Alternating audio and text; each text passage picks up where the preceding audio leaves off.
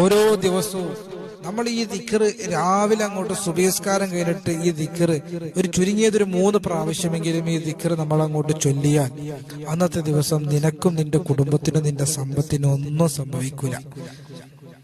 സംഭവിക്കൂല. ഇത് ഞാൻ വെറുതെ പറയുന്നതല്ല.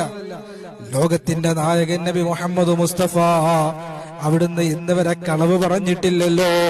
അള്ളാന്റെ റസൂൽ സല്ലല്ലാഹു അലൈഹി വസല്ലമ തങ്ങൾ സത്യമല്ലാതെ ഉച്ചരിച്ചിട്ടില്ലല്ലോ. ആ റിസാലത്തിന്റെ നാവ് കൊണ്ടാണ് പ്രവാചകൻ പറഞ്ഞതാണ്. അബൂദർദ റളിയല്ലാഹു തആല റിപ്പോർട്ട് ചെയ്യുന്ന ഹദീസാണ്. അള്ളാഹു പഠിക്കാൻ ഈമാൻ നൽകി അനുഗ്രഹിക്കട്ടെ. പഠിക്കാനും പകർത്താനും അള്ളാഹു തൗഫീഖ് നൽകി അനുഗ്രഹിക്കുമാറാകട്ടെ. ഏതാണ് ദിക്ർ എന്നറിയോ?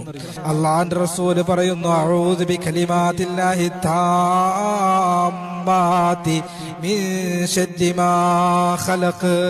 അഊദു ബികലിമാത്തില്ലാഹി താമ്മാതി മിൻ ശർരി മാ ഖലഖ് എന്നതാണ് ദിക്ർ.